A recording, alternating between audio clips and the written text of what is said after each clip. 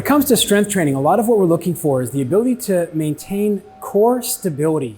A lot of us like to think about the stomach being the core, but in fact, it's everything between the neck, the elbows, and the knees.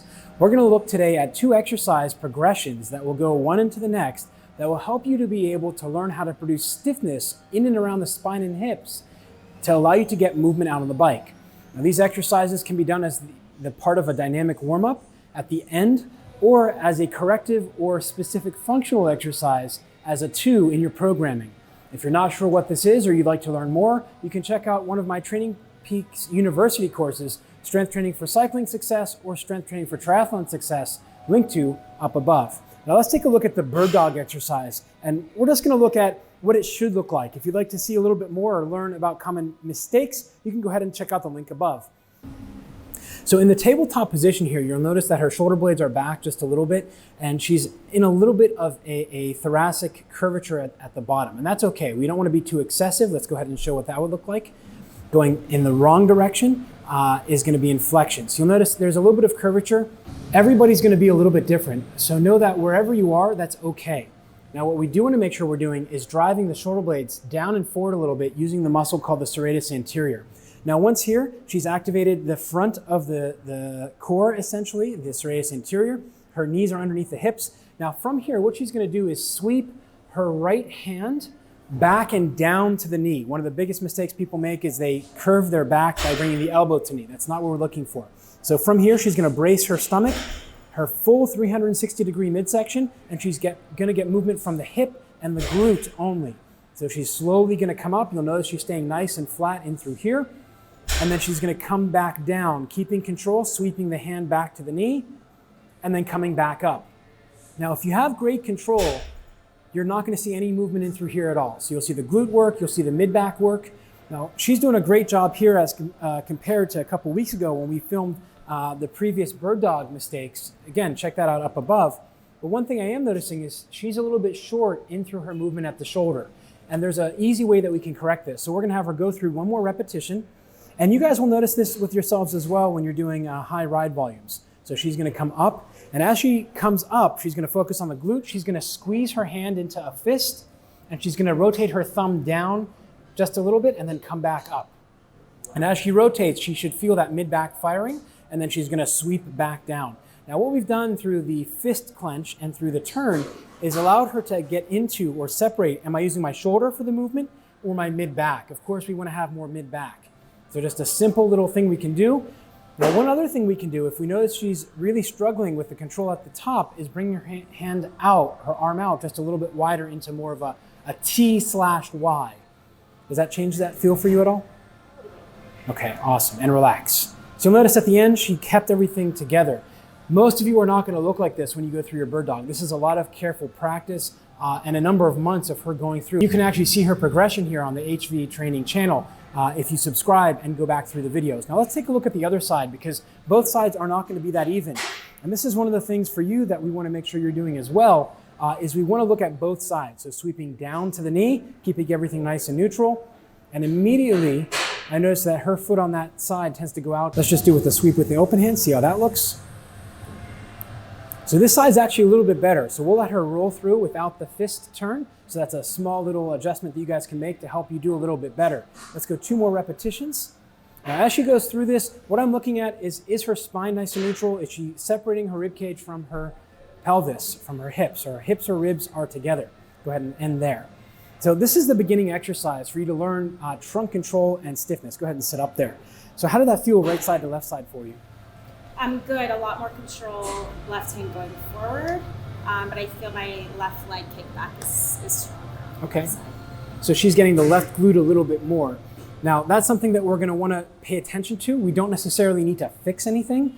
Maybe we'll do 1 or 2 repetitions more on that right leg as opposed to the left, but really this is all about core stiffness and control. Now she's gone through this, and she's done a great job. This may take you guys and gals out there between 2 and 4 months of doing 2 to 3 days a week of this exercise properly like this. The key thing is don't progress to the next step until you've mastered the first one. There's nothing to win by moving from one to the next just to check the box. In fact, you'll lose a lot of the responses that you're looking for. Now we're gonna stand up and we're gonna take a look at an exercise that does challenge her, and that's gonna be the can crush. So you guys didn't see this here, but we filmed it back about 2.5 months ago, 3 months ago. So I'm gonna see how she's progressed. And the reason we didn't upload it is, well, it wasn't quite good enough yet, but more so of, well, it was just one of those things. Yeah, one of those things. All right, let's take a look at standing for the straight leg can crush. Now, one of the things you're gonna notice as we go through this next exercise is the only thing that we've really changed is where her feet are. So it's still gonna have the hands around even with the shoulders and the butt of the hand directly underneath the shoulder as well. Now, what we're looking for is we're looking to maintain full midsection or 360-degree core stiffness in the right places. So remember, the core is everything between your neck, your elbows, and your knees. So as she goes through here is what we're looking for. Put her hands just around mid-chest is where we put the bar, so we actually started a little bit too high. Now from here, she's gonna get into a little bit of a lean, and the rack is gonna be just big enough for us to demonstrate this. Now from here, she's gonna keep everything in neutral. Ear, shoulder, hip is gonna be in a straight line, and the knee as well. Now we're gonna start off with the leg closest to you guys, and she's gonna get the weight onto the front of her right foot just a little bit. So the heel is unweighted, and she's gonna lift up her left leg up to about 90 degrees. Now everybody's gonna be different. This is where I know she can work from. Some of you may start a little bit higher, some of you may start a little bit lower. Now here we're gonna bring the heel back under the butt and lift the toes just a little bit. Now from here, this is a can crush. Imagine you're a little kid, you're crushing the can. She's gonna maintain great stiffness. Go ahead, relax for a second. Great stiffness, and she's gonna move only from the hip down. The reason I had her relax is because she's already starting to shake there. She's maintaining the stiffness.